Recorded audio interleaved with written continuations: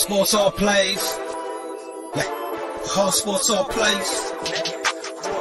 Hard sports all plays. 365, we making a plays. You talking the game, get you through the days. We're high in the court, the dime in the lane. Variety topics, living the same. All presentation, sports information. Hitting the airways, taking the nation. Sport all plays, like working your faces. Grace at the field, so tie the laces. Hard sports all plays.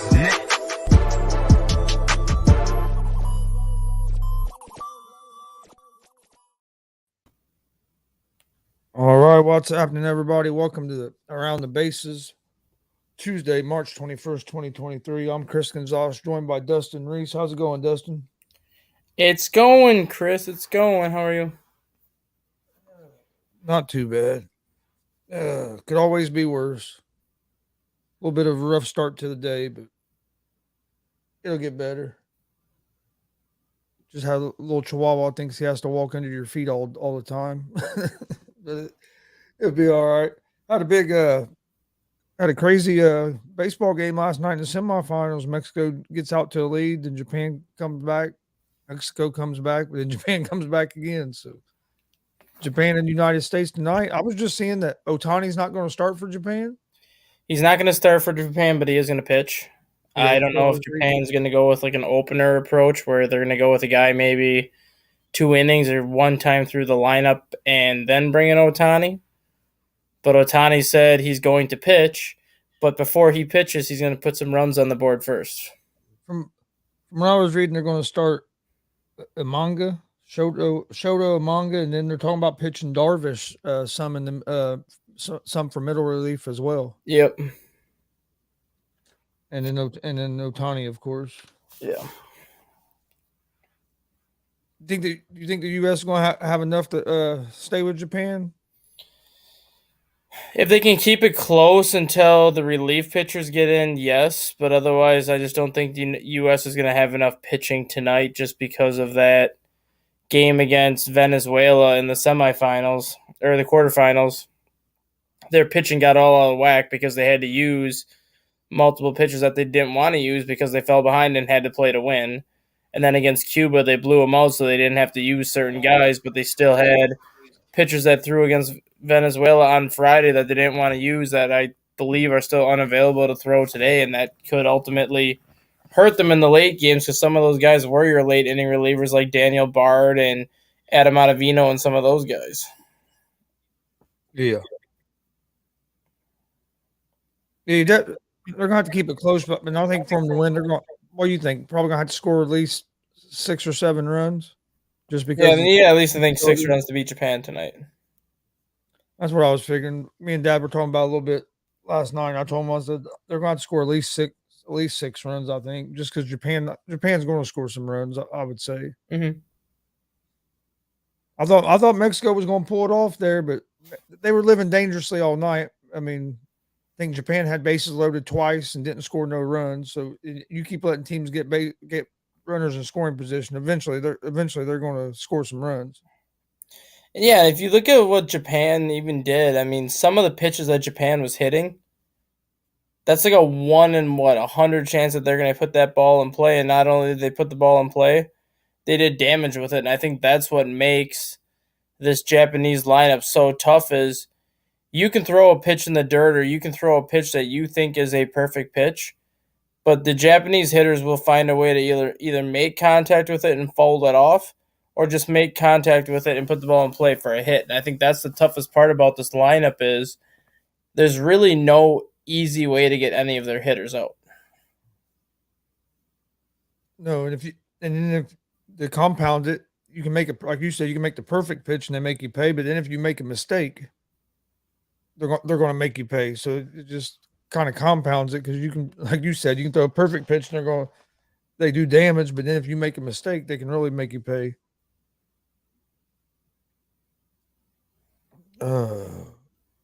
Seems like the World Baseball Classic has done good with like ratings and people watching it and stuff. Yeah, I think this is actually one of the better World Baseball Classics that I can remember. I mean, there was so much at stake this year, especially when you had that extended time off because of COVID interrupting the last one. But you had so many stories this year, like Nicaragua qualified for their first ever World Baseball Classic this year. You had Italy making it into the quarterfinal rounds, which I don't think anyone expected Italy to make it that far. Australia got into the quarterfinal round.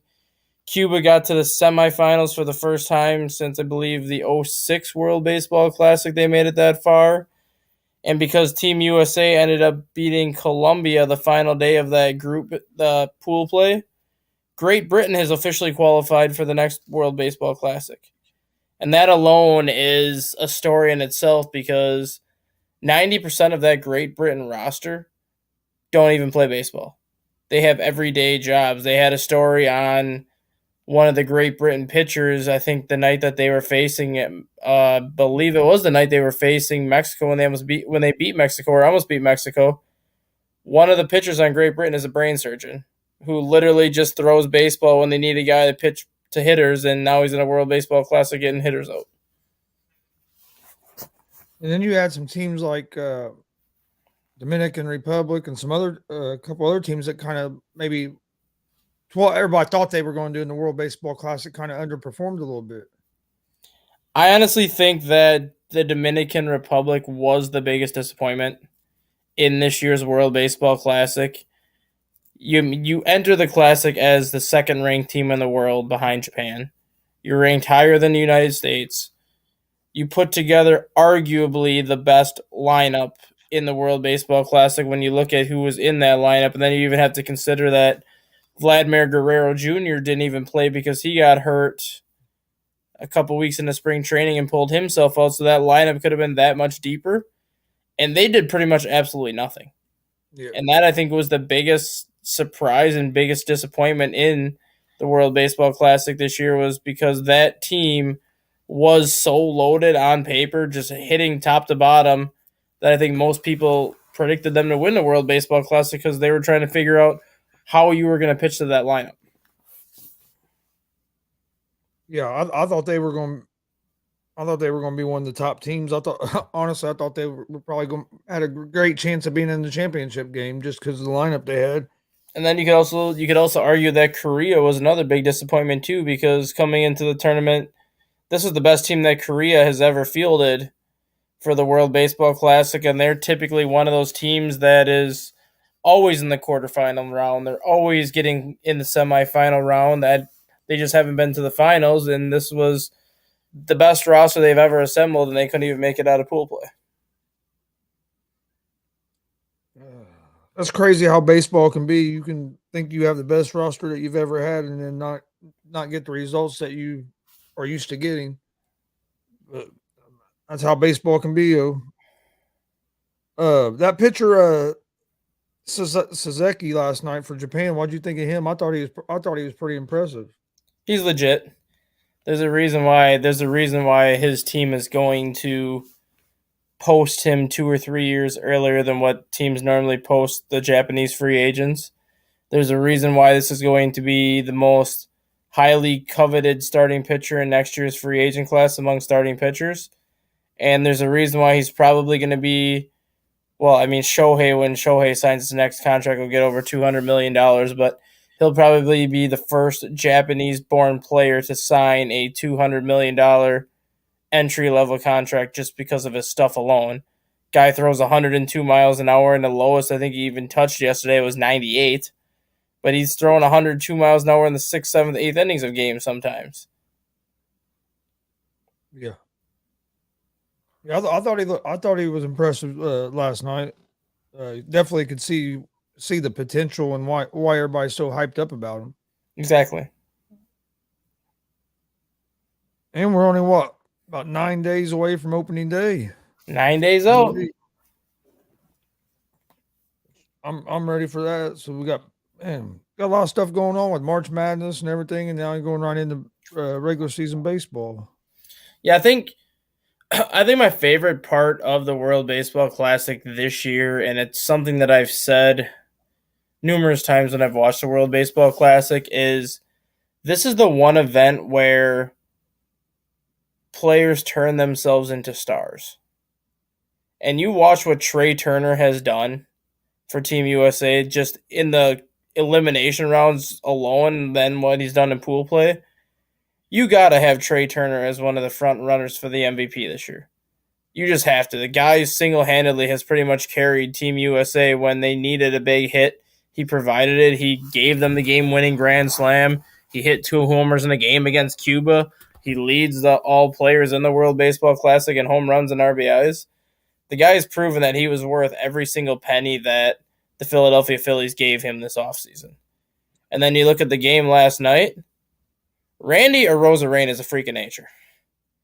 This is another one of those players that burst onto the scene in 2020 with the Tampa Bay Rays, the year they went to the World Series and lost to the Dodgers. And since that year, he's been a household name because people have known who he is just based off of that World Series run.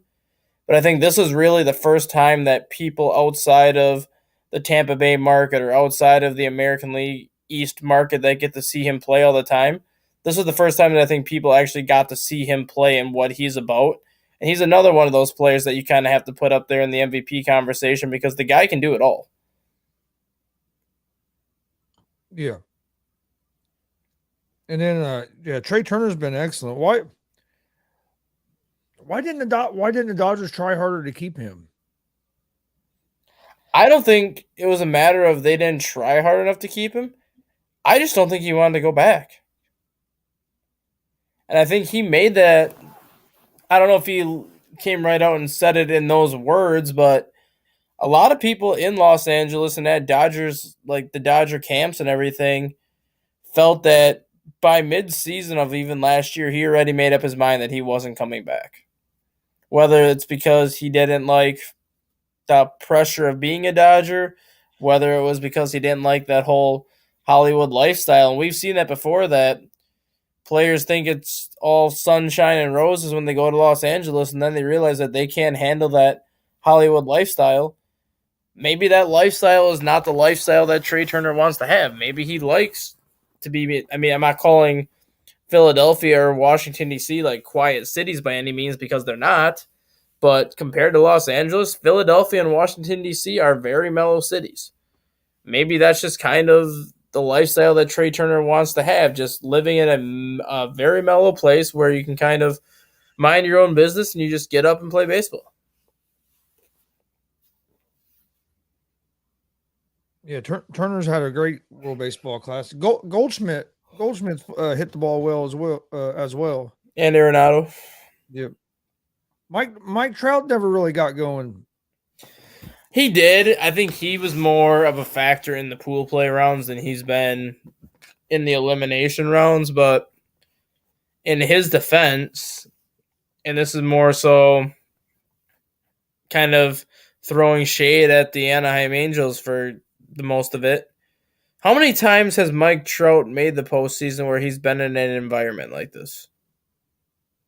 Yeah, well, that's true. Like, he doesn't experience these kind of moments. He doesn't experience these kind of games because his team has never really put the Angels in a position to make the playoffs.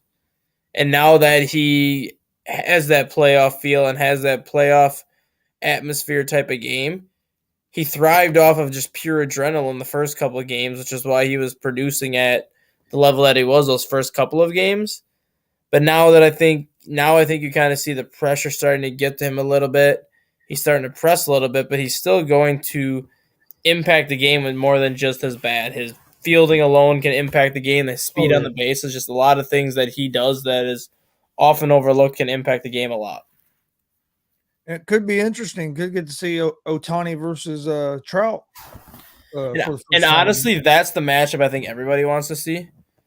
Because you saw that even last night, too, with Shohei Ohtani facing his teammate Pablo Sandoval, who is also a pitcher on that Angel staff. So Ohtani ended up, I believe, getting a single or double off of Sandoval last night. So this is nothing new for Ohtani. You knew at some point that the longer this tournament goes and the less teams that are in the field, eventually you're going to have hitters facing pitchers from the same team. Eventually you're going to have players facing off against players from the same team just in situations like that. And it's starting to happen more now that we're getting to the more meaningful games.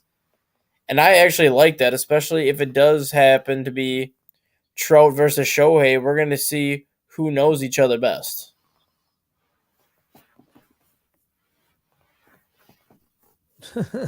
Frankie.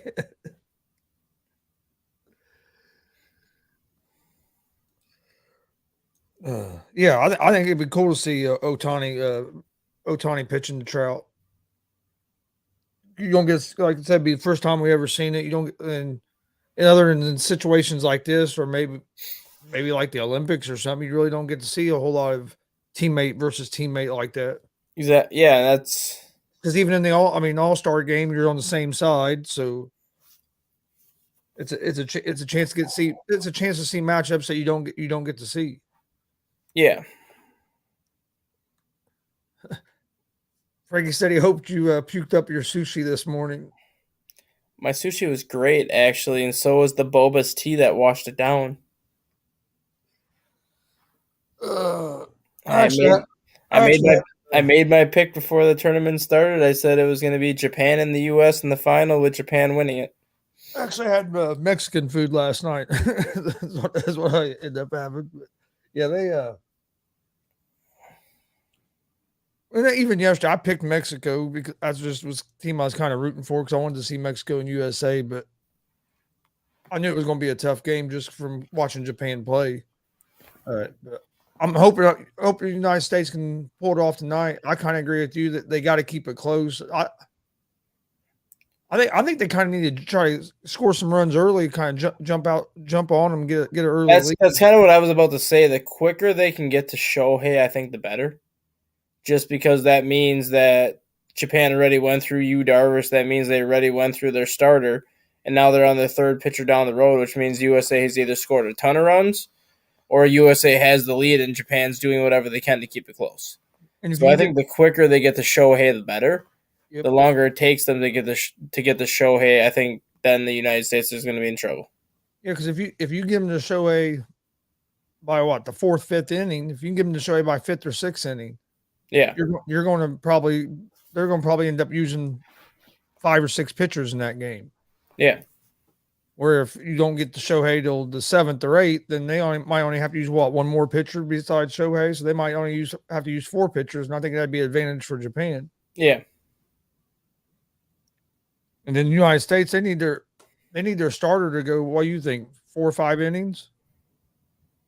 Or you think if the starter can get through 2 or 3? I think this is I believe the semifinals and the finals.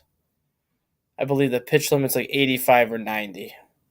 And depending on how patient teams are at the plate, you should be able to get 5 innings out of your starter. You should. Doesn't mean you always will, but you should be able to get 5 innings out of your starters at this point in the tournament. And if Merrill Kelly can give the United States 5-6 innings, that means Japan isn't scoring many runs off of him either, which is a good thing. Yeah, that's what I'm saying. If we can get 5 innings out of the starter, I think the United States would feel real good about their chances in that game because, like you said, that means it's probably a low-scoring game, at least for Japan. Mm-hmm. And then, like you said, our relief pitching is actually one of our strengths. So I'd be kind of playing right into our strength. Where if we have to get to the bullpen too early, then I think if we can get 4 or 5 innings, that'd be awesome. Yeah, exactly. And I look, just judging by how Mark DeRosa has managed things so far, of all the pitchers that the United States have on this staff, I think Merrill Kelly has the shortest leash. And you saw that when he was facing Colombia in the final game of pool play.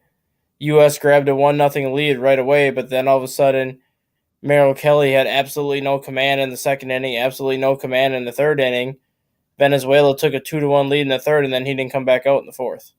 I think it's going to be a similar situation like that today, where if he has another inning or another 2 innings where the command isn't there, DeRosa is going to yank him, and it's going to be all hands on deck where he's going to do what he needs to do to win this game. Versus if you're Japan, your starter doesn't have it, you got Yu Darvish and Shohei waiting in the wings where you can just pick and choose when to use them and how long you want to go with them. And that's not even counting. I'm sure they have some other good relievers as well. Yeah. How do you think DeRosa's done managing this team so far?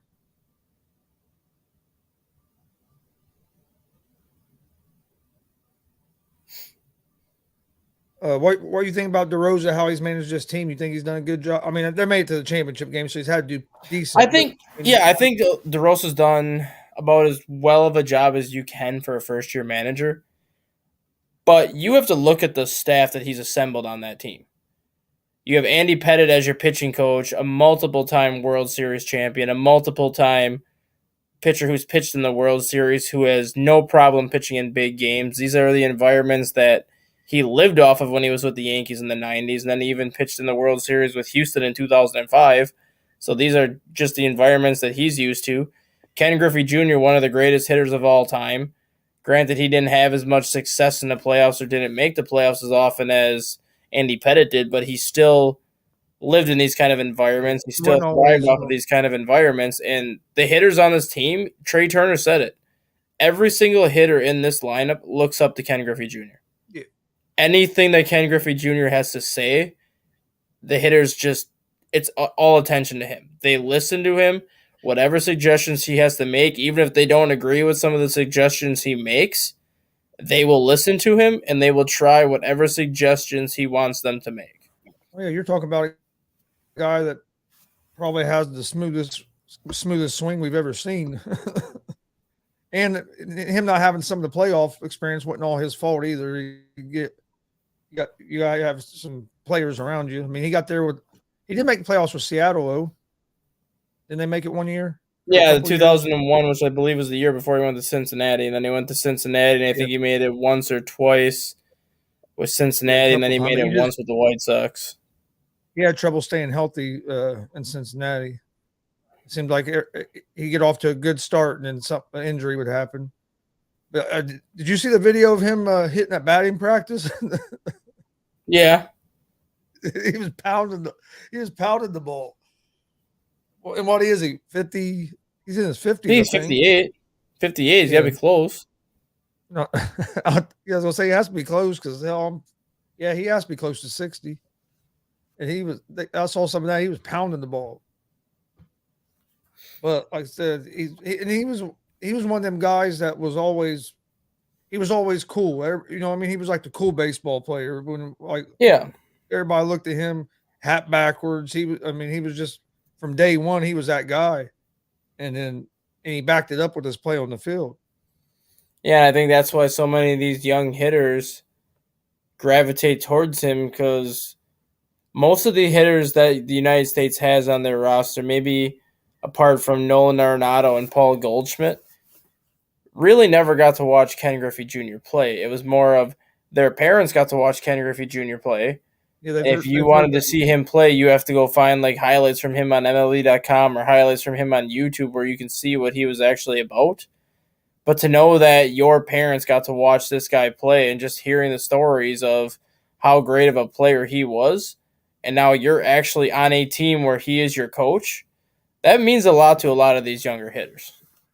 Yeah, because you're right. Because a lot of these younger guys, they just know the legend of Ken Griffey Jr. What their parents have told them or what they've seen on TV. I remember when he got to Cincinnati, going the first game I got to go to after he came there. That place was electric. It was just everybody was. I remember when Reds got him, everybody was so excited. Hey, we got a chance now. We got Griffey Jr. Of course, it didn't pan out like everybody thought, like we all thought it would, with some injuries and stuff. But he was different too, because a lot of times you see players that are sons of players that are stars, like kind of like his dad. You see them guys come in the league and maybe struggle to find their own path, kind of living in their parents' shadow. And he was able to create his own path basically right off the bat. Yeah. Even though he got compared to his dad a lot, and they talked about his dad, but he was having his own success. Yeah, and his dad, like, no disrespect to his father, because his father was a hell of a baseball player too. But those two aren't even on the same stratosphere in terms of where Ken Griffey Jr. ended up and where his dad ended up. Ken Griffey Jr. just did so many things that he played defense like Willie Mays. He hit a ball like Babe Ruth. He had an average like Ted Williams and things like that. He did so many things right at the plate, did so many things successfully, that it's just a lost art in today's game, knowing that outside of Mike Trout, Trey Turner, and maybe Mookie Betts, you don't have those type of players anymore in this game that are going to hit 300. They're going to hit 30, 40 home runs. They're going to steal 30, 40 plus bases. There's just nobody in the game like that anymore. And this is a player that did this for what?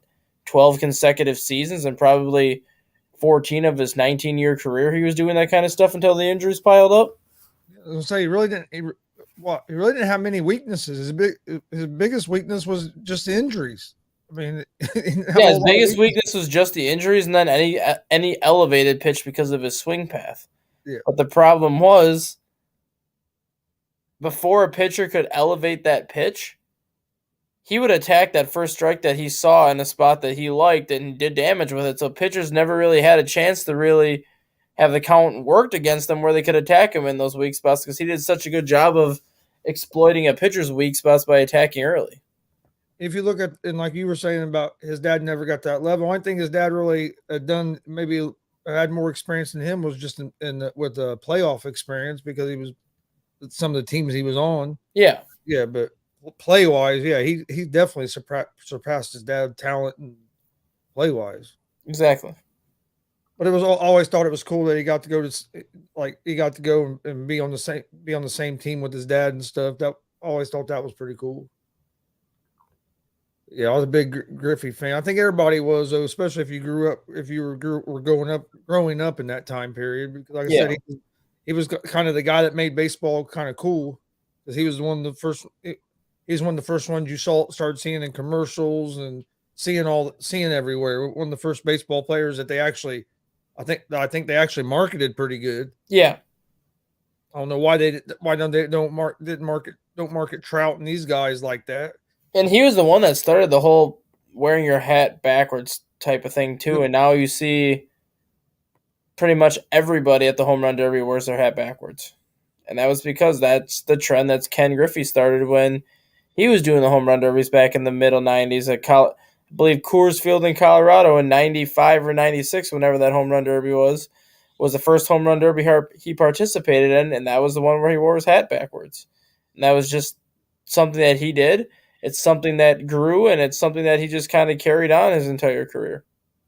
Oh, he's not just the reason that a lot of baseball players wear their hat backwards. He's the reason a lot of people, period, ever started wearing their hat backwards. Yeah. I'm ready for this season to start. What a surprise! Any big surprises in spring training? Any that you've seen? And maybe any teams that have looked better in spring training than what you thought, and might look better in the regular season? And that's the case every year. Like, you have teams like the Dodgers and a lot of these veteran teams, Phillies, Padres, like I said, the Dodgers, the Braves, the Mets, all these teams that spend a boatload of money in free agency always tend to struggle during spring because you know what you're getting in the players that you're bringing in. These players know what they need to do to be in baseball shape by the time the season starts. So if they're not getting a lot of game action, or if they're not doing very well in game action, it is what it is because these players ultimately know what they have to do to be ready for opening day. Versus a team like the Reds, the Pirates, you could throw the Cubs in there, you can throw the Royals in there. A lot of their spring training is based off of these minor league prospects or roster fringe guys who are trying to get noticed to land on the major league roster. And because of that, they're actually giving 110%. They're actually playing with 100% heart and hustle because they know this is their chance to showcase what they got, not only to the Chicago Cubs organization, but to the other organizations that are in the Cactus or the Grapefruit League. So when they hit free agency, they kind of have that, hey, remember this guy from spring training? Remember what he did? Let's take a look at him next offseason and see what we can do with him. Yeah. I've been pretty happy with what I've seen from the Reds so far in spring training from some of the young guys. We'll see if they can get off to a better start this year than what we did last year once the regular season starts. Yeah, they always say that you can't win a division in April, but you can lose it in April, and you lost it in April. Yeah. Well, yeah, because if you look after April, they played almost 500 baseball. I think they were only like 6 games under the rest of the way, and that was like the third best record in the division. It's like if you just wouldn't go off to such a terrible start, you could at least gave yourself a little bit of a chance. But we'll see what they do. I'm expecting Jonathan India to have a big year this year. I really think he's going to have a big bounce back season. I think Joey Votto will too. I think Joey Votto, now that he had that off-season surgery, I think he's more in a comfort level now. He's kind of getting back to feeling where he was a couple of years ago. Obviously, I don't think he's going to be a 30-homer hitter anymore, but I don't see his average being as low as it was last year. This year, I see him getting back into that 290, 300 range, probably like 20, 25 home runs and 80-plus RBIs again. Yeah, I do too. I look for him to have a good year. For one, like you said, having that surgery, but for other thing, he's been disappointed with how the team has went. I think he wants to. I think he's going to try to have as good a year as he can because he knows he don't have. He knows he doesn't have much time left. So. Yeah. This might be his last season. What? Maybe if not, maybe one or two more years. Yeah, and I think the Reds' ultimate success this year is going to fall on two people. Well, I guess you could say three people. Obviously, Hunter Green, and that young rotation is going to be huge because whatever you can get out of Hunter Green, whatever you can get out of Graham Ashcraft and some of those other young starters, Ludlow. Yeah, you can set yourself up to a similar situation like when you had Johnny Cueto here and Bronson Arroyo here and the young starters that the Reds were banking on for those 4 or 5 years when they were making the playoffs. They can essentially kind of rework that rotation to kind of build something similar. You have to look at Alexis Diaz in the back of the bullpen just because of how dominant he was at the end of the year last year. Yeah, Can he become another version of Aroldis Chapman, except from the right side and just not throwing as hard, where when he comes in, he's pretty much like his brother, and it's good night, lights out, we'll see you tomorrow and try again. And the other player that I think is going to make an impact this year is Elly De La Cruz. I do think he's going to be in the major leagues at some point this year. And it's crazy to think about that because he only has a year and a half of experience in the minor leagues. So he might get to the majors without even being in the minors for 2 full seasons, but he's one of those can't-miss prospects that is going to be successful the moment he gets here. The only question is, where are they going to play him when he gets here? Do they leave him at shortstop knowing how big of a guy he is, kind of similar to that O'Neill Cruz in Pittsburgh? Or do you just call him up, use him as a DH and just get his feet wet this year and then kind of figure out what to do with him defensively next year? And they might be thinking about keeping Cruz at short because they just moved Jose Barrero to center field. They're going to try. They're trying to move Barrero to center field, so that and he's been one of those shortstops that could be kind of paving the way for Cruz at shortstop.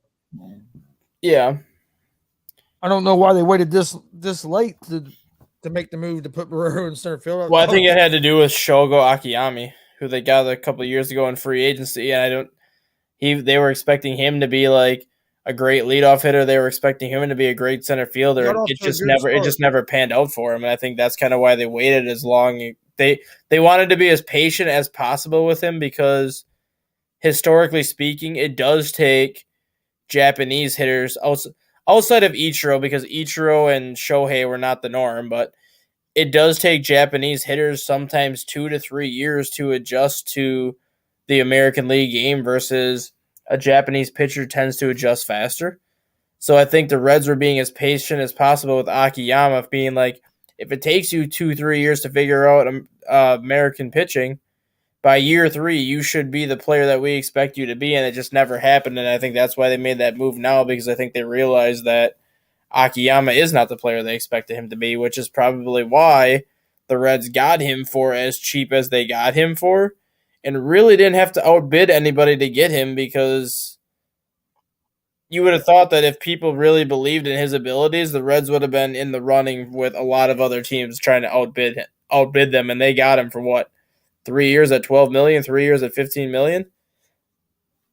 And he got off to a good start when he first got there, and then I think he had an injury, and then after that he just can never get going. And Barrero has a great bat. It just depends on. It'll be nice to see how he makes the transition to the outfield after playing infield for so long. Yeah. What's up, Mike?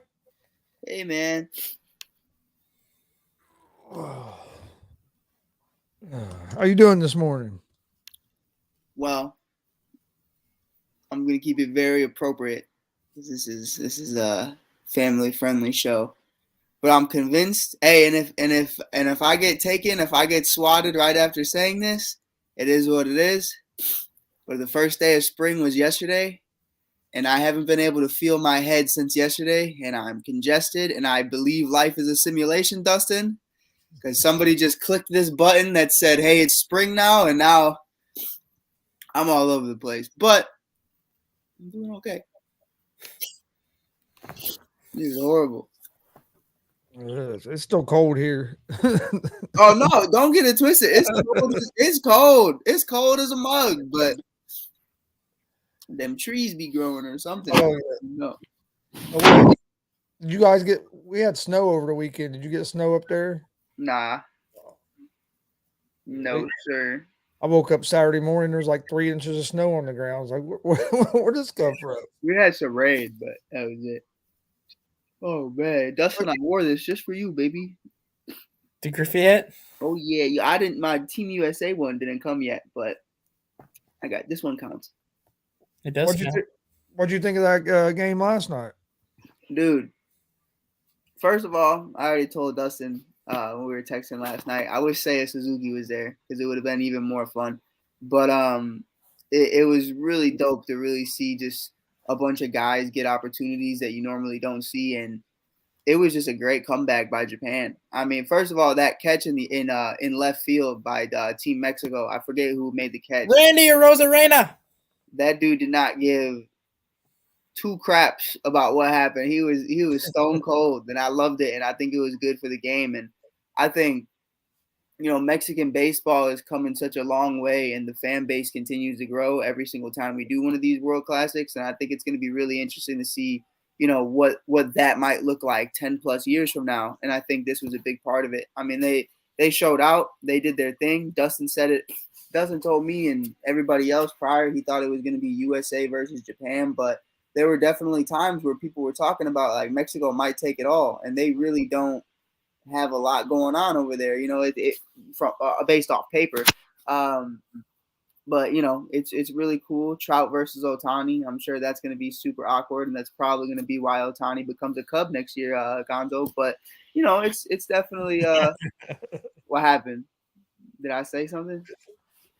Already getting that into fruition, are we? I have no idea what you're talking about. I was just clearing up a statement. But yeah, I think it's going to be really cool. I think it's going to be some fun, and Dustin did inform me of the pitching matchup tonight, and I'm not excited about it, but it is what it is.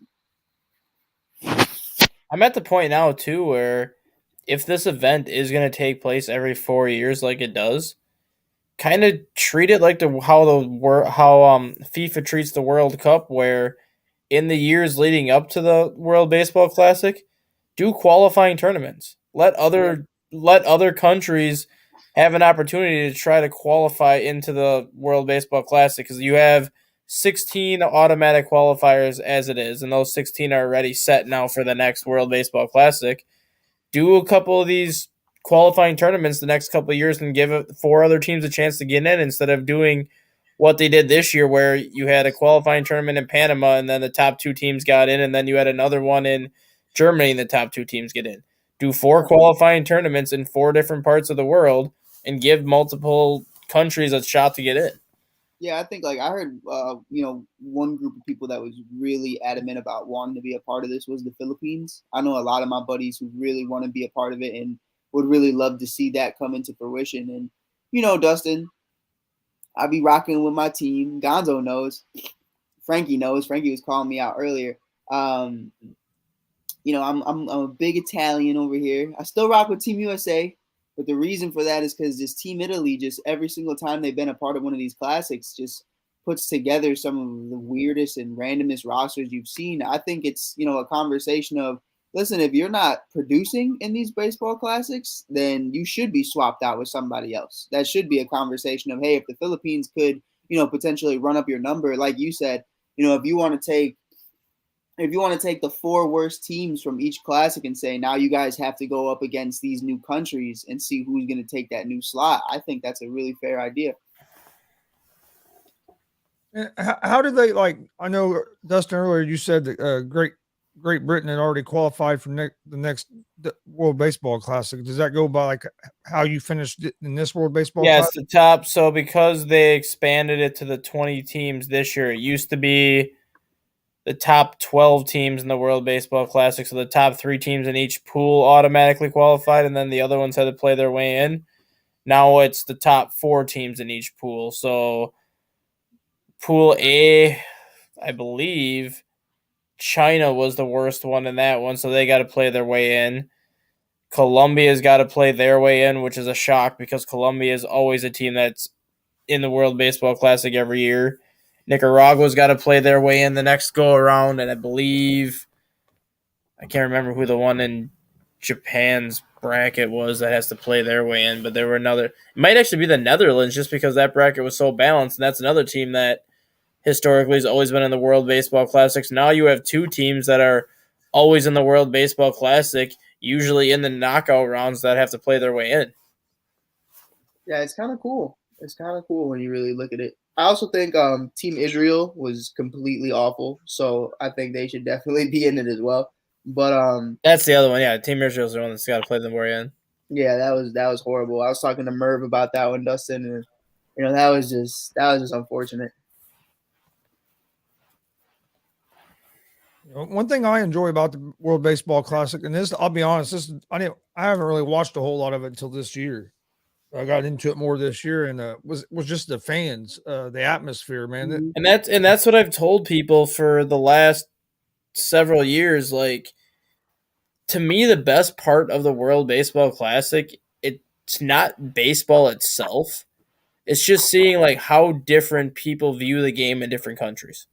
Right. How different they approach it, how different they cheer for it, and just how different it is in every part of the world. Yes, it's the same game that everyone knows, but it's represented so different every single corner of the globe that it amazes me. And I take Puerto Rico for example, back in 2017 when the United States knocked off Puerto Rico. Puerto Rico played that game with so much flair. They dyed their hair blonde. They had all the bat flips, and they played with an attitude that Americans never saw. And now it's just the norm in America now because you have so much people playing with that flair. And I think Puerto Rico was the ones that kind of set the tone for that. And now you look at the Japan roster this year and just the way that Japan approaches that game, the way that they hit the ball, the way that they do everything. I think they could set a trend in the next couple of years that a lot of the American teams try to follow. Yeah, I think Mexico is doing a great job too. To your point, I was watching a lot of the fans, and they're waving the Mexican flag, and they're rolling deep against Team USA,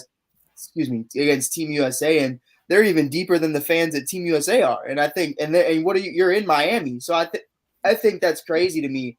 My bad, I got the hiccups, but I think it's crazy to me that a culture that isn't that deep involved in the baseball is just very quickly becoming a real big part of this classic. Oh yeah, when Mexico was playing the United States, them fans that were right behind the home plate, every time there was a strikeout, man, they were going crazy. I was cracking up.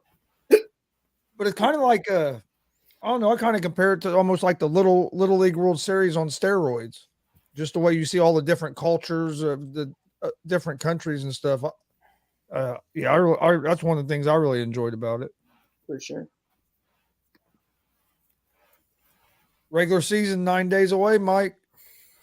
I know. I gotta go back to work. That's all right.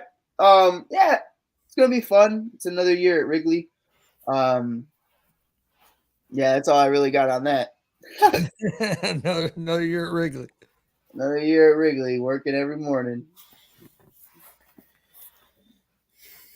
We were kind of talking about how what any teams that you've seen in maybe spring training that have looked better than what you expected that you think might be all right in the regular season. Yeah, I think there's a couple teams out there that you could look at and say, these guys are really coming into it. One of them, and it's it's an obvious one, but they're performing a lot better than I had anticipated is New York. And I think the Yankees are in a position right now with Volpe and the other kid's name is blanking my mind right now. But these two rookies that they have, these kids are phenomenal. And I think, you're looking at Judge and Stanton being the faces of the team. And, Judge is obviously going to be the captain. But I'm looking at these two young rookies right now, and they could be a huge part of their playoff berth this year if they both come up around the same time. Yeah. Yeah, I think they've looked good. I've been surprised by the Reds, because we were so terrible, been so terrible. But we've looked decent in spring training, but we'll see how that progresses into the regular season. I think the big key for us is get off to a better start than we did last year. You can't start the season 2-23. That was awesome. It wasn't too awesome. I was having a great time. How you think the Cubs are going to be this season? Yeah, it was a tough morning to be a Cubs fan today. Yeah, I mean it's one of those things that, and I've said this about the NL Central as a whole, it really just comes down to luck. And I think it's just going to come down to who's the healthiest. Because I think a lot of these teams can make a conversation for potentially coming in first or second in the division outside of the Reds, maybe, who, they still think they're a year or two away. But I do think at the end of the day, you look at the Cardinals rotation, they're completely banged up. Arenado just got a little banged up the other day as well. That was scary. You look at the Cubs, their rotation is very similar with the injuries, and to Dustin's point, we had some Keegan Thompson news this morning that just wasn't good about, just forearm stress and just a bunch. And now you got Nazir Muley who's having Tommy John. Yeah, and it's just something that you really look at it for what it is, especially when you talk about the Brewers, Christian Yelich and a bunch of other guys that have just had health problems. I think it's really just going to come down to who stays the healthiest and who can just stay the most disciplined. I think a lot of these teams are going to be solid. I think the NL Central is sneaky good. Man, I can't stop hiccuping. It's like every time I do a show, man. Hate it. Dustin, what are you thinking with the Cubs? Other than, I know you just said about the injuries, but you think they're going to have a good season? I think the first 40 to 45 games is going to tell us a lot about how their season's going to go, mainly because on paper this roster is miles better than what it was last year. You have guys like Trey Mancini, who's a perennial all-star, Eric Hosmer's a perennial gold glover, and an all-star, Cody Bellinger's a former MVP, but they're all coming off of down years. And the Cubs are banking on them to not necessarily return to the form that they were before, but to at least have somewhat of a bounce back year where they can at least produce at a level better than what they have been. So things can either go south very quickly for the Cubs if this experiment doesn't work, or things can be very good for the Cubs this year if the experiment works and they can surprise a lot of people. I still think they are a year away from being a legitimate contender in the National League.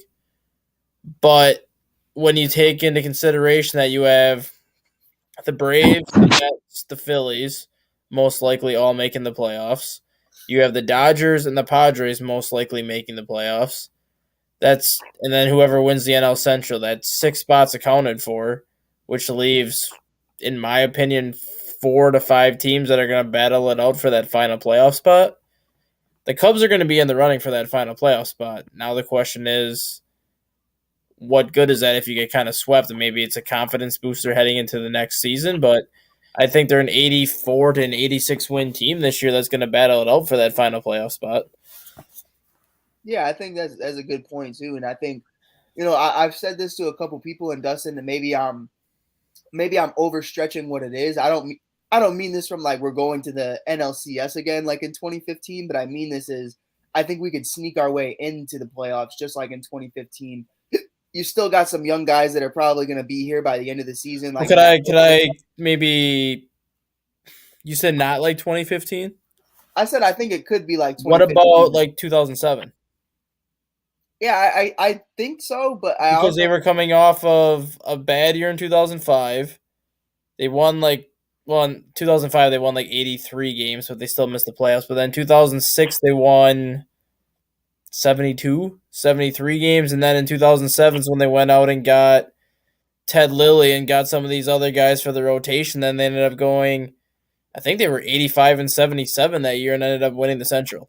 And then they got swept, obviously, by the Diamondbacks, but then the next year is when they won the 98 games. I think it could be similar to that because it's basically kind of the same type of experiment where they signed a bunch of guys that were known to have past success but were coming off of down years, and they banked on a division that was not that good that year. Yeah, I definitely get that one as well. I just looked at it from, when I look at the guys coming up, you look at Merv, you look at obviously Brennan Davis, you look at Hayden Wesneski and a bunch of other guys.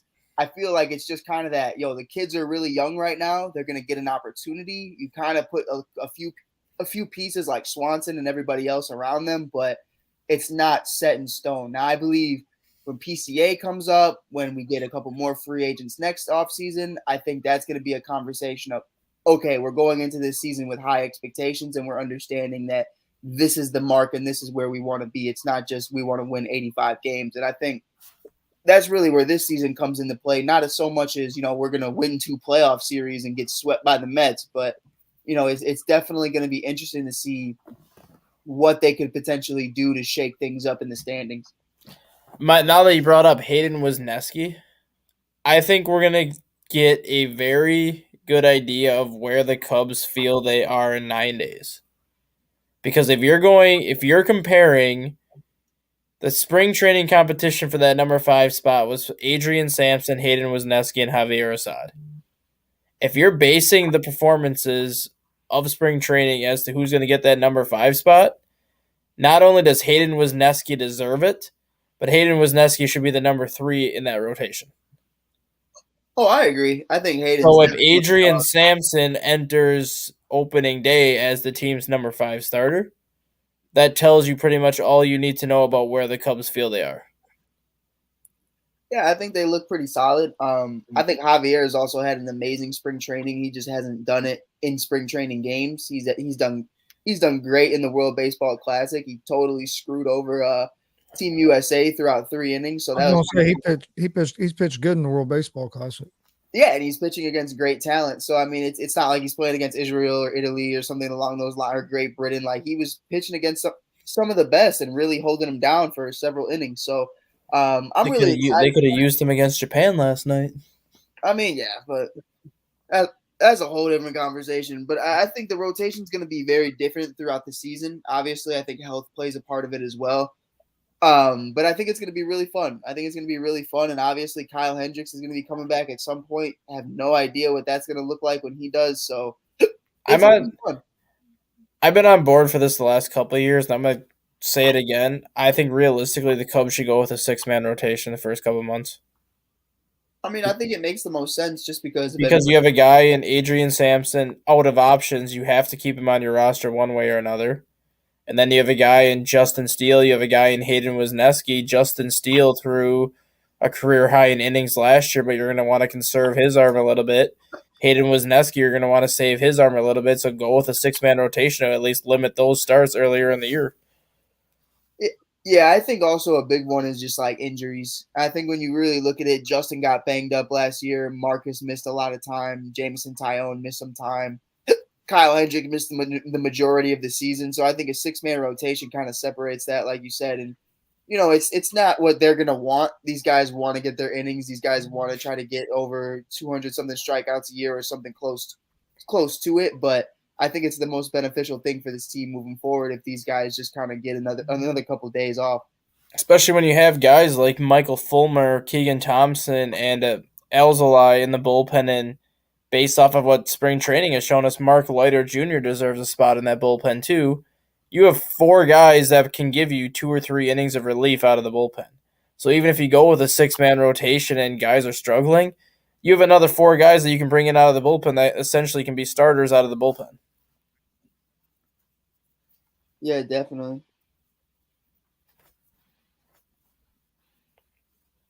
Chris, how do you think your Reds are going to do this year? Not looking at your spring training. I I don't know. I think we'll probably be. I think we're going to be a little bit better than last year. I still think we're probably a year or two away from competing or having a chance to maybe compete for a division in the Central. But I look for, like I was telling you, I think Jonathan India is going to have a bounce back year. I think Votto will have a better year after having that surgery. And I like our young starting pitching. The key to me, I think, is going to be our relief pitching, and like our middle relievers, because I think Diaz is going to be solid as a closer. Do you think the Reds would entertain the idea of potentially trading Joey Votto if he has a good season to maybe put him in a position to try to make the playoffs one more time before he retires? Not because they want to, but more so out of respect for him, knowing that he spent his entire career with this organization. It's kind of a, hey, we're not going to be at the where you want us to be by the time your contract is up. Do you want to try to at least win one more time? I think they might if Votto was, if that's what Votto wanted, because he's so well respected in that organization. So I think if that's why he wanted, they would. But I don't know if Votto wants to go play anywhere else. I could see it being like a Albert Pujols kind of thing where he goes to the Dodgers for a year and then comes back for one. Yeah. So Yeah. I'd like to see him. I hate to say it, I don't want to see him in another uniform, but I would like to see him have a chance to be on a team and make a playoff run, just because the how talented of a player he is. that's how I felt about Trey Turner. I just wanted Trey Turner out of Washington so bad, even though they won that championship in 2018. But I just wanted him gone so bad because I just did not respect Washington. So the fact that he's getting opportunities now in other places is really dope. He's really showed out there at the World Baseball Classic. I'm putting my preseason MVP favorites down right now. I'm going Trey Turner in the NL and Arozarena in the AL. Yeah, I don't think that's bad at all. I really don't. Especially, I mean, you look at what Trey Turner's been doing in the World Baseball Classic, and now you're putting him in Citizens Bank Ballpark for 81 games, a hitter's paradise. He's going to go off in Philadelphia. Yeah, for sure. I think a sneaky one, Dustin, and I've been telling people about it, is Kyle Schwarber. I think Kyle Schwarber, who had a total of 50 home runs last year, with the shift being gone, I think is going to be crazy to see what he could potentially do. That's the key to me right there. The only reason why I feel he never got the MVP votes he deserved was his average. Yeah, and I think it's with the shift being gone, if he gets back up to 260, 270, like where he was in 2015, 2016, then yeah, he'll definitely be in the MVP running also. Yeah, I think the shift is going to be interesting. And not to just name all Cubs, but guys like Riz, guys who are already batting 280 career-wise, you take away the shift. Yeah. You're looking at Rizzo being an over 300 hitter. So I think it's going to be really interesting to see what happens. I think a lot of guys are going to look a lot better than what they are. I think Freddie Freeman's a guy to watch too. Yep.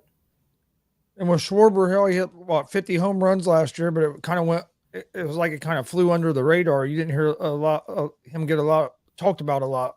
That's really just Schwartz, though. Like, Schwartz has always kind of been an under-the-radar kind of guy. And then the playoffs come and the Schwarb bombs start happening, Schwarbino talks and all this other crazy stuff. He just becomes a fan favorite so quickly. And I think, one thing about Schwartz is he lives in the moment. And Dustin remembers what he said when he came back in 2016 in the World Series when he got his first base hit. It's too inappropriate for this show to say. I'm back. I'm bleeping back. Grabbing his stuff, just shaking it all around, just really excited to be there. And I think Schwartz is one of those guys that you really just want to go to war with. And I think that's the beauty of this team right now. To me, I think, and not to get on like a whole Phillies rant, but if Nick Castellanos can kind of just do his thing and be somewhat of what he was in his stint with the Cubs and the Reds, I think it's going to be a really hard time to beat that lineup. I think he'll have a better year this year. I hope so, because he's a really great dude. I know he puts in that work, and a lot of people said, "Oh, he just got the bag, so now he doesn't want to play anymore." And I was like, that is the furthest thing from the truth. This kid. I think it was more so that I hate to say this because it just makes the Chicago Cubs organization look like a-holes, but I think he just enjoyed playing in Chicago so much when he was here for those 2.5 months that he just hasn't been comfortable anywhere else. He did pretty solid in Cincy though. Yeah, I was gonna say, Yeah, he had did. a He did MVP solid in season. Cincy, but even there though, you never saw him with the same like demeanor. You never saw him with like that same smile that he had when he was playing in Chicago. Yeah, and I think that's a part of the ride, man. I think there's stints in everybody's career where you look back and you say, man, that was the pinnacle of where I wanted to be. That Yeah, was and like if the Cubs would have given him a competitive offer, because what did the Reds get him for like 5 at 100 or something like that? it was something like that. If the Cubs would have come in at like 5 at 90, I think he would have taken less money to stay in Chicago. I really do. I And think I think he would have been consistently hitting the way he did during the 2-month stint that he had with the Cubs, just because he enjoyed playing in Chicago. He embraced it and just was. He finally unlocked the hitter that everyone knew he could be, that he never had the opportunity to do in Detroit. yeah, and I think a big part of why I think he even stays for cheaper, 10 million cheaper, is because you're playing with Rizzo, Bryan, and Baez and Schwarber, and I think that's a big part of it as well. I can't name 5 guys that he was playing with in Cincinnati because they're all off the team right now. So Also, Novato. yeah, other than Votto. So I mean, yeah, again, 5 guys. If I could name them, I'd be a millionaire. But I wouldn't. I can name. Do they have to still be on the team? Yeah.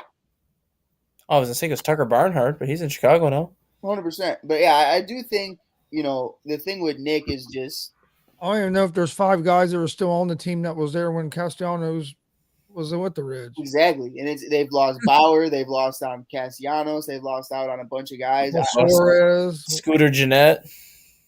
Scooter. I love Scooter. And who else? Suarez. Yeah, they've lost. Man, they got rid of everybody. I guess you could say Joey Votto is still there. Aristides Aquino is still there. Akiyama, I believe, is still there.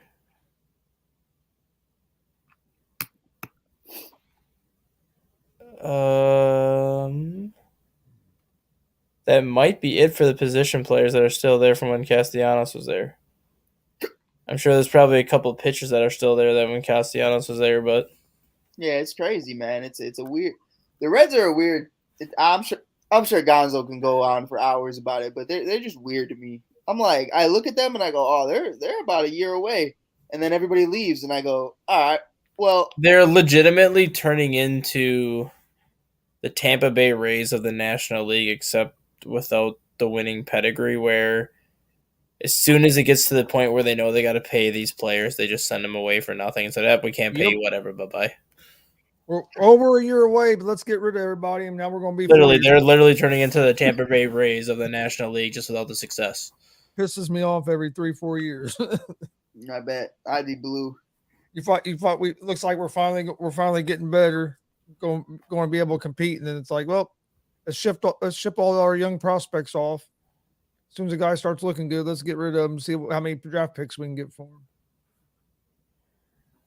Yeah. Oh man. Oh yeah. Well, let's get the final thoughts. Yeah, I have an appointment here in about 40 minutes.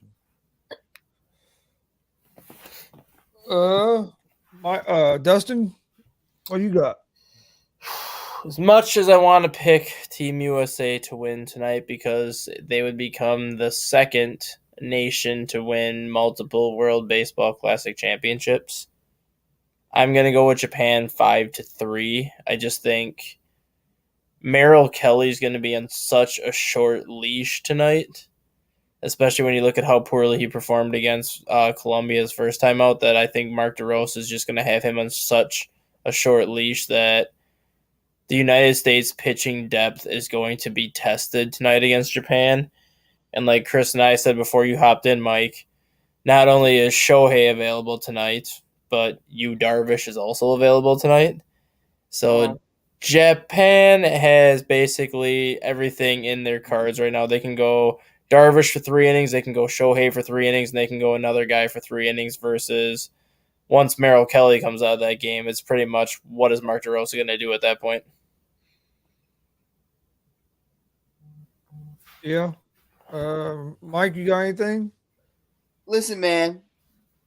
First of all, Life is a simulation. Second of all, we're back-to-back World War champs, Dustin, and we're not going to get messed up by Yu Darvish, of all people, and Shohei Ohtani, who I'm terrified of. But USA prevails all. I got USA winning. Check this out, Dustin. You ready? You ready for this? I'm ready. 10-8, USA, extra innings. It's going to be a beautiful time. It's going to be a beautiful day. I'm going to have sinuses or probably somewhere sick, banging my head against the wall that Yu Darvish still got paid that much money by the Cubs. But I'm excited about it, Gonzo. This is America. I'm here, red, white, and blue, until Italy gets good. Then I'm leaving. But it's going to be an amazing time. If you're gonna go 10-8, then I'm gonna say Mike Trout hits a walk-off 2-run shot off of Shohei. I'll tell you what, right now, this is where you're wrong. It's going to be Kyle Schwarber proving that he is the greatest American that's ever walked on American soil. And he's going to be riding that electronical bull just like he was in the World Series after getting messed up. And it's going to be an amazing night. Yeah, I'm gonna go with the United States. I think it's gonna be tough. But I'm gonna go 6-5. Oh yeah, that's what I like to hear, Gonzo. That's what I like to hear. But like me and Dustin were talking earlier, I think the United States needs to score some runs early in the game, get a lead, try to put a little pressure, and then hopefully you can hold on. If you get behind, I think it's going to be tough. Oh, 100%. I mean, if we're being completely honest on what we should do, it's just nail Ohtani every time he goes up to bat. But, that's not fair. That's not fair, and that's not right. But that's what I would do because, to Dustin's point, if Ohtani goes, I'll tell you right now, if Ohtani goes over 5 innings and we're not producing as Raps, it's not only that, it's the fact that they're actually not even starting Ohtani. They're going with an opener for the first inning and then going Darvish and then going Ohtani.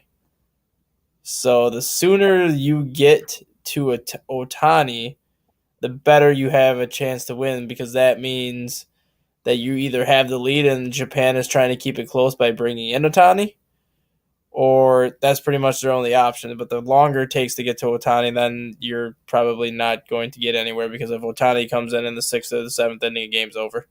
How many innings would you trust Darvish against this lineup? 3, one time through. I think that's yeah. If you can get 2 innings out of your opener, you go Darvish for 3, that puts you in the 5th. If Ohtani comes in the 6th inning and you're trailing, game's over. I would say so, yeah. Wouldn't it? All right, Dustin. Walk off Mike Trout against Shohei Ohtani. How sure would you be that Ohtani's going to be a Cub right after that? I'm pretty sure he's going to be a Cub next year anyways because he was almost a Cub the first time around. My bad, Gonzo. I did it again. But just gotta speak some truth here. He was almost a Cub the first time around. But the problem was he didn't have a guy like Seiya Suzuki in his corner the first time around. Yeah, I mean, it's really cool though. I think no matter what, and that's my last thought, Gonzo, is like it's just really dope to see. And I know this is like really corny because it's going around Twitter and everywhere, but it's really cool to see Mike Trout like excited about baseball for once. I think it's just fun to see him energetic and actually caring past what is it, Dustin? I would say past Game 5. Mike Trout's done with the season. Past the first week of the season, we're 4 games behind Houston. Well, see you next year. He's like, all right, well, I'm going to go fake an injury for about 3 months and then come back and try to win MVP. I got one more thought that's not baseball related because I just saw it pop up. Look for DeAndre Hopkins to be traded within the next 48 hours. Yeah, I think so too. I saw that. I think it's really crazy to me that a guy like him has moved around as much as he has in the last couple of years. And I think a big part of that is really just health, and obviously steroids. But, it's something for – I don't know why Gonzo's laughing. I wasn't making a joke. I was trying to be so for real. There's just no right way to say steroids. But, I think it's going to be weird to see him in another uniform, like a generational type guy that just keeps getting moved away. But I'm gonna ask you this before we get out: does it even make sense for Bill Belichick to go after a guy like D Hop when they really don't understand that offense yet? Yes, because Mac Jones needs a number one. See, like, He's in an offense with a bunch of number threes, 100%. and Jacoby Myers went to Vegas. 100%. So Jacoby Myers was your number one receiver last year, and he's really a number two. Devontae Parker was brought in there last year, and he was the number one in Miami, and then went from a number one to a number three because they got Waddle and Tyreek Hill. So he's really a number two, number three. Nelson Aguilar is a number two, number three, so they don't have that number one. Mac Jones needs a number one, so yeah, Belichick needs to try to at least make some sort of an effort to get Hopkins. And Gonzo, I meant to tell you too. I know we're supposed to get out of here, but I think it's weird. You know, Will Fuller is still a free agent. He hasn't played in like 2 years. I like Will Fuller personally. I didn't realize he was still a free agent. No one signed him last year. He had the PEDs thing in 2021 and just never came back. Because he was looking for a 2-year deal last year. Nobody gave it to him. I think I'd give it to him right now if I was New England. If you can't get D-Hop, hell, I'd give it to him if I was Chicago. Right now? Yeah. Yeah, I would. I'm in the minority. I'm sorry, Gonzo. This is what happens when me and Dustin do something. We just keep. But yeah, I'm in the minority. I said, yo, we got 40 million left. Go get me Odell. And everybody was like, you're an idiot. And I was like, I'll take Odell right now. Just thinking, put Will Fuller with DJ Moore. Use Will Fuller as your deep threat. 100%. I think with Odell, it just depends on how much you got to pay him. Oh, if you think I'm giving you $20 million, man, hey, listen. We got all the drugs, we got all the Instagram models, whatever Odell needs, but you ain't getting no 20 million from me, my boy. What do you think he gets? Around 6 or 8? I think he gets 12. I think somebody, to Dustin's point, I think somebody caves and overpays. I don't necessarily think they're going to overpay. I think they're going to give him 10 to 12, and I think they're going to incentive base it. Or he could make up the 20 million based on if he hits certain incentives. Yeah, I think that'd be... Because if you motivate him, that's how you're going to get the most out of him at this point. 100%. I still think the Chiefs should be in on him. And yeah, well, if you saw the thing that I put in the chat the other day, Odell has narrowed his choices down to Kansas City and Minnesota. Me and you've been screaming that about Minnesota, though. Because now with Adam Thielen gone, LSU, baby.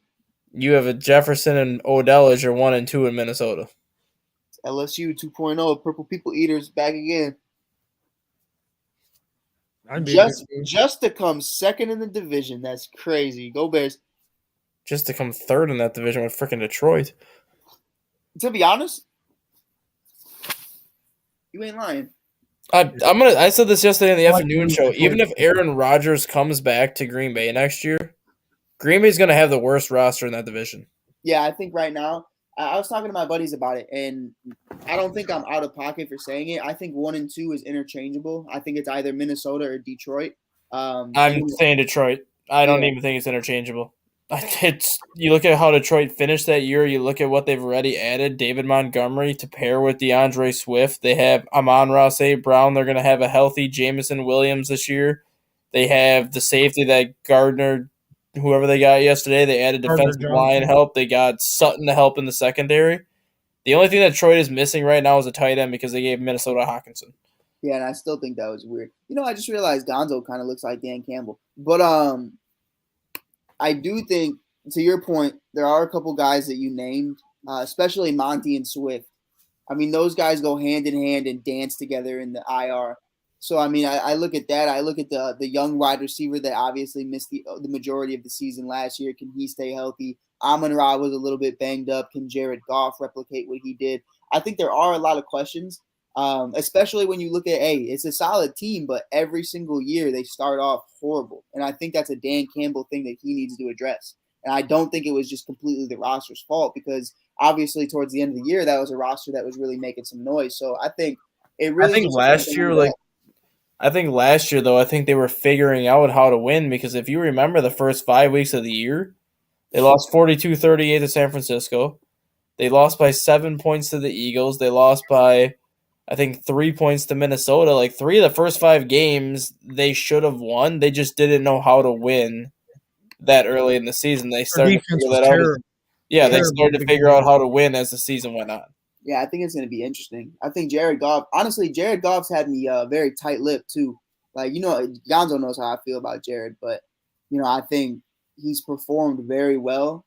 And they really, I mean this in a respectful way, they're really good at hiding what he's horrible at.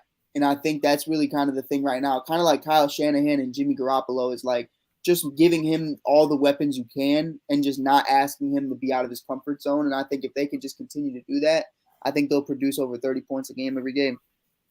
Yeah, and then they just got to tighten that defense up a little bit. That was their biggest thing last year, especially beginning of the year. They're gonna be decent now with Johnson and Jeff Okudah. It's gonna be big one, low one versus Justin Fields. It's gonna be really interesting to see what happens. All right, we'll be back tomorrow at 9 a.m. for another episode of Around the Bases. Hit that subscribe button on YouTube. Check out the ASAP Network app on Google Play Store, Roku, Amazon, and on the LG Smart TVs at ASAP Network. You get all the shows basically on demand. We appreciate everybody joining us, and we will see you guys tomorrow at 9 a.m. Have a great day.